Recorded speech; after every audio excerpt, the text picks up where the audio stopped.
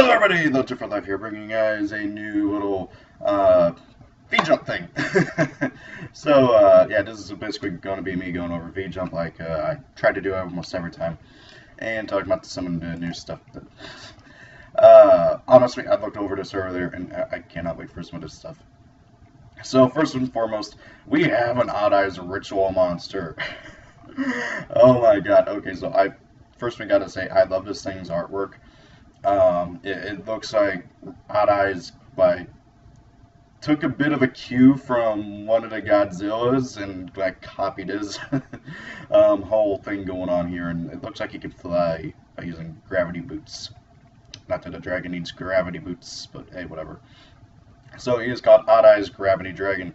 He's level 7 Earth Dragon type ritual effect monster. Attack 2800 like just about every other Odd Eyes version variant, and 2500 defense. This card can be ritual summoned by using Odd Eyes Advent. You can only use the first effect of him once per turn. When he is special summoned, you can return all spell and trap cards on the field your opponent controls to the hand. Your opponent cannot activate cards or effects in response to this card's activation. That alone is really good. And the fact that it's off of any special summon, so if he dies and you call to haunted him back, he activates his effect. This is really good. Your opponent cannot activate cards or effects except by paying 500 life points. This is really stupid. It basically has a one-sided energy chain on him. If you guys don't know what energy chain is, or at least I think that's what it's called, it's a continuous spell card. And basically it says that both players must pay 500 life points to set or activate a card from the hand, or summon a monster from the hand. So yeah, that 500 life points can really build up, and this is only for your opponent. But however, it counts for any cards or effects that they activate. So if they try to activate MST, they must pay that 500 life points. If they try to use Stratos effect or something, they have to pay 500 life points. This is a really good card overall, and I can't wait to try and test this out in my Odd Eyes deck. And then here's the ritual spell. It can be used to summon any ritual dragon type monster. So that is just any dragon type ritual monster, and that is just really stupid. Because hey, I don't think there's very many ritual dragon type monsters right now. But however, I'm sure there's going to be more, and also I think this is supposed to be Time Gazer and Stargazer shields right here. So yeah, it's basically the general ritual effect equal to or more. But however, if your opponent controls 2 or more monsters while you control no monsters, you can send Odd Eyes monsters from your extra deck to the graveyard instead of tributing monsters. This is really good, and overall, it's a really good generic ritual spell. I almost said field spell. Then we got a Big Bite Turtle. Performer Power Big Bite Turtle, level 3 Water Reptile Pendulum Effect Monster. It's 800 attack, 1200 defense. This Pendulum Effect is once per turn you can reveal a Performer Power or Odd Eyes monster from your hand. For the rest of this turn, that monster and all monsters with that name in your hand have their levels decreased by 1. That can be really useful if you have a high level monster that you can't Pendulum summon or something. But honestly, with Pendulums, you don't really have to worry about that too often. His monster effect is if he is destroyed by battle, you can destroy the monster that destroyed it. That's also pretty decent. I don't know if I want to play this in my Performa Power deck or not, but I'm sure I'll test it out or something. And then we have this dude, the monkey with a keyboard for a mouth. It kind of reminds me of in Tom and Jerry and stuff. And a piano would fall on somebody and they'd have the little piano pieces in their mouth and stuff, and they would do a big grin like that. Okay, so he is Performer Power Monkey Board, level 6 Earth Beast type Pendulum Effect Monster, 1000 attack, 2400 defense. I would prefer those to be switched, but hey, whatever. Pendulum skill of 1. You can only use the second Pendulum effect of him once per turn. His first effect is unless you have a Performer Power card in your other Pendulum zone, his scale becomes 4. I really hate it when Konami puts this kind of stuff on the Pendulum cards. It gets annoying. During the main phase, if it was activated this turn, you can add 1 level 4 or lower Performer Power monster from your deck to your hand. And that is really good for just straight up Performer Powers. I do see Odd Eyes Performer Powers possibly also using it, so simply to get out a Skulker Bat Joker or something. Really good card overall just for that effect right there. and it will search for any level 4 or lower Performer Pal.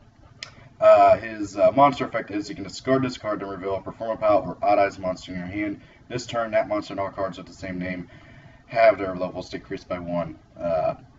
Again, okay, it's basically the same effect as Big Bite Turtle. Then we have a new Melodious monster revealed.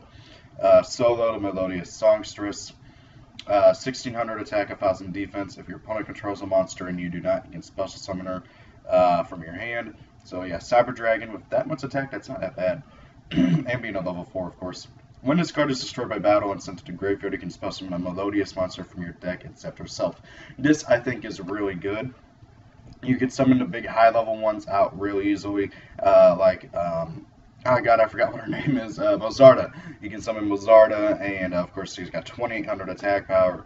You can just special summon another Melodious from your hand. You can summon Elegy, you can summon Arya, you can summon a whole bunch. I don't think you'll really be summoning Arya off of it too much unless like you really need to. So, hey, yeah, anyways. Good card overall for the deck. You no longer need Nova Summoner. Not that you really needed it anymore anyways. So then we're getting the ninjas that Sukikage uses, which I think is really cool. Yeah, these ninjas are just really cool. I did, sadly, I did do a discussion on the previous episode of our feed, but the video got all corrupted and stuff, and I never got around to re-recording it. And now the new episode's out, so good, I gotta watch it afterwards. So Shingetsu the Twilight Ninja, level 4 Dark Warrior, effect monster, 1500 attack, 100 defense. Okay stats, not really anything special. You only use his second effect once per turn. Your opponent can. His first effect is your opponent cannot target other ninja monsters you control for an attack or a card effect. If this card is destroyed by battle or your opponent's card effect and sent to the graveyard, you can add one ninja monster from your deck to your hand except himself. That alone, just for the searching factor, I think adds a lot to ninjas, and it's gonna help the deck out a lot. I remember ninjas got some support a while back. I think it was around Return of the Duelist, and everybody started playing them, and then all of a sudden they dropped off the face of the earth. So maybe with the new ninja stuff, people will start trying to play them again. And then, yeah, this guy over here, Getsuga, the Twilight Ninja Shogun, level 8 warrior type effect monster, 2000 attack, 3000 defense. You can tribute summon this card by tributing one ninja monster, and you can only use the effect of him once per turn. If this card is in face-up attack position, you can target 2 ninjas in your graveyard except himself. Change this card to defense position, and if you do, special summon those targets. I like this card a lot. I can see him being useful for getting out exceeds. I can see, during your next turn, you can just switch him to attack mode and use this effect again. So, being able to summon any 2 ninjas from your graveyard for free, just at the cost of switching him to defense, and you kind of want him in defense more than you want him in attack because, 2,000 attack, 3,000 defense. But honestly, I don't see this guy being played that much, just simply because he's a high level, and you got to tribute summon him, and most people think that anything that you have to tribute, except for Pleas and Monarchs, are just bad, and I have to disagree with that. But anyways. Oh my god, I'm so happy these guys are getting printed. So we're getting the Super Heavy Samurai Pendulums, which is awesome. I can't wait to test these guys out. So Super Heavy General Sangu, level 1 Earth Machine type Pendulum, 300 attack, 500 defense, scale up 8. His pendulum effect is, unless you have no spell or trap cards in your graveyard, this card's pendulum scale becomes 4. Makes sense. I mean, honestly, they're trying to do the whole, make sure you have no spells or trap cards in your graveyard. His other effect is, his other pendulum effect is, once per turn when a super heavy monster you control destroys an opponent's monster in battle, you can have that attacking monster make one more attack in a row. I like it how they changed up his effect from the anime. In the anime, you had to destroy him to get that effect, but now you don't. So that is really cool. His monster effect. He is always treated as a Super Heavy Samurai card, which is good. I don't know why they didn't just call him Super Heavy Samurai General Sango or something like that. I guess too long text or something. You can only use the monster effect of him once per turn. If you have no spell trap cards in your graveyard, you can tribute up to 2 Super Heavy monsters. Draw cards equal to number of cards tributed, monsters tributed. I like this effect But however, the fact that he's a level 1 Pendulum means that once he hits the Pendulum, the extra deck, you're never going to see this dude again. And unless we get some way to recycle Pendulums without like having to use Pot of Riches, which the deck cannot play because it is a spell. I like this effect. I like his monster effect, but honestly, he is so weak. He is going to be your opponent's primary target. You're going to have to equip him with like the purple shield thing. I can't remember what it was called, but the one that makes it to where it cannot be destroyed by battle, just simply to try and give him some protection. But however, overall, his monster effect is pretty decent. I do believe that by tributing, you should get God, what is it called? Horagi, the level 2 tuner. That's I think, unless that counts only for tribute summons, I can't remember. Yeah, it does. Never mind. I couldn't remember. Ugh. Okay, so this dude, Super Heavy Samurai General Hisui, level 8 Earth Machine type Pendulum effect monster. Again, because of his level, he can't Pendulum summon him back, which sucks. But hey, he's a Pendulum skill of 1. You cannot Pendulum summon monsters except Super Heavy Samurais. This effect cannot be negated. Once per turn, you can target a Super Heavy Samurai monster you control. It gains 1 level. That is really, really useful at times because that can let you go for more synchro plays, more exceed plays, stuff like that. His monster effect is always treated as a Super Heavy Samurai card. You can tribute to summon this card by tributing 1 Super Heavy Samurai monster. If this card is normal or special summoned, you can change its battle position, and this card can attack while in defense position. If it does, this card uses its defense as the attack for damage calculation. And with 2800 defense, that is a really good thing. Also, if he, as somebody mentioned in the comments on this post, if you tribute the level 2 tuner that I was just mentioning earlier, Horagi, I can't remember if that's its English name or not, but anyways, this guy's level 8. That's a 2-card Susanoo instead of trying to go for Benkei or 2 level 4s in the tuner, so that can really help you get out Susanoo more, and it might even be worth playing 3 of them now. So yeah, I like this card a lot. He's really good. And then we have a new archetype. I don't think these are in the anime unless they're going to show up in a future episode. U2 Shiranyu. I don't know what a U2 is, but I'm guessing it's like supposed to be like yokai or something. That's my guess. But however, obviously it's not yokai, it's U2. Level 2 Fire Zombie Tuner Effect Monster, 800 attack, 0 defense. You can only use the effect of U2 Shiranyu. Shiranui. I'm trying to pronounce it right. Once per turn. If this card is in the graveyard, except during the turn this card is sent to the graveyard, you can target 1 non-tuner zombie type monster in your graveyard, banish both that target and this card from your graveyard, and if you do, special summon 1 zombie type synchro monster from your extra deck whose level is the same as the combined level of both banished monsters. So basically that's just synchro summon from the graveyard, and this is really, really cool. I like the artwork on it too. And the fact that we have another zombie tuner is also really cool. And who knows, maybe this guy might see some play alongside like Plague Spreader or something. And then we have Katagami Shiranyu. Okay, so yeah, the Shiranui, I think is how you pronounce it. Level 6 Fire Zombie type Pendulum Synchro Effect Monster. Wait, what? I don't see pendulums anywhere on this thing. It's a level 6 zombie type synchro effect monster. I don't know why they put pendulum there. 1 zombie type tuner plus 1 or more non-tuner zombie type monsters. You can only special summon 1 Katagami Shiranui once per turn.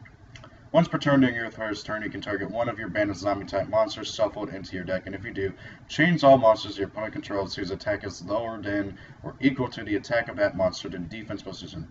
And if this card is banished, you can target 1 monster your opponent controls, it loses 500 attack. So I really like just the general idea of this deck. I feel like they're going to give zombies in general a lot of help. This guy can help recycle your Mizukis, your Plague Spreaders, stuff you banish off of this dude to summon this dude.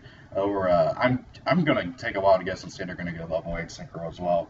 So overall, I like the first 2 cards of this deck. It's going to be really interesting. I also like it how they're going back to the zombies' roots, where they had zero defense. I know they've tried to keep it relatively close to zero or at zero with more recent zombies, but however, for the most part, they haven't really been doing that. So yeah, just some notes on what the Burning Abyss are going to be called in Japan. They're going to be called Evil Spirits of the Other Side, or just simply Other Side. Honestly, I like Burning Abyss more than Other Side. But however, they are calling them by their full name from the Divine Comedy. So like Gator Hog, I don't think that was his name in the Divine Comedy. It was like Sir something. I know Graf was called Graversnitz or something. Now they're calling him Graversnitz. But Scarm, he's called Scarming Leon. I totally butchered that. Which was what he was called in the Divine Comedy. Virgilists. That's interesting. Alrighty, there we go. So, where we got a like Demon Monarch, now we're getting a Heaven Monarch, the Heaven Monarch level 8 fairy type effect monster, 2000 attack, 1000 defense. You can tribute summon this card by tributing one tribute summon monster. If this card is tribute summoned, you can send 2 different Monarch spell trap cards from your hand or deck to the graveyard. And if you do special summon one from your deck, one monster of 2400 attack or higher 2400 or higher attack and 1000 defense, but return it to the hand during the end phase. That alone I like, just simply because it can push for OTKs, and also like you summon it basically also helps you search, because oh hey, look at this, here comes Caius, and oh hey, he bounces back to my hand at the end phase, so I can tribute summon him during the next turn and get to pop a card. If this card is in your hand during your your opponent's main phase, you can banish one Monarch spell or trap card from your graveyard immediately after this effect resolves. Tribute summon this card. That's not that bad either. It lets you basically establish a board during your opponent's turn and basically just block your opponent from getting to your life points. And of course, he's getting a Vassal too. Idea the Heaven Knight. Level 1, 800 attack, 1000 defense. You can only use each effect of him once per turn. If this card is normal or special summoned, you can activate this effect. You cannot special summon from your extra deck for the rest of this turn. Also special summon from your deck one monster of 800 attack and 1000 defense except himself. So yeah, he basically summons another Vassal from the deck, which is really useful. Excuse me. And if he is sent to the graveyard, you can target one of your banished Monarch spell or trap cards and add it to your hand. That can also be pretty useful, and I see it being able to just recycle stuff. Now this card art right here kind of makes me want to see like a combination of the Heaven and Hell Monarchs, but I don't think we'll see that. That'd be really cool though. Pan-Deity Monarchs, I don't think they're going to call it that over here, but who knows. It's a normal spell card. You can only use the second effect of it once per turn. The first effect is send one Monarch spell or trap card from your hand to the graveyard, draw 2 cards. So it's a draw engine, I like that. You can banish this card from your graveyard or reveal 3 Monarch spell or trap cards from your deck. Have your opponent choose one of them and add it to your hand. Also shuffle the other cards into your deck. The nice thing is that it can actually search itself, which is pretty nice and obnoxious. So, and then some other stuff for the Monarch structure deck. Soul Charge, Monarch Stormforth, and Zeborg. So yeah, that's it for that. And then the next Feed Jump promo, I swear this just feels like a slap in our face from Konami. This, if nothing else, proves that Konami prefers OCG over TCG. I think this does. Beatrice, the Eternal Lady, is going to be a Feed Jump promo over in Japan, which means we will not see it over here for months, if not a year, and it also has a chance of being a YCS or Worlds promo.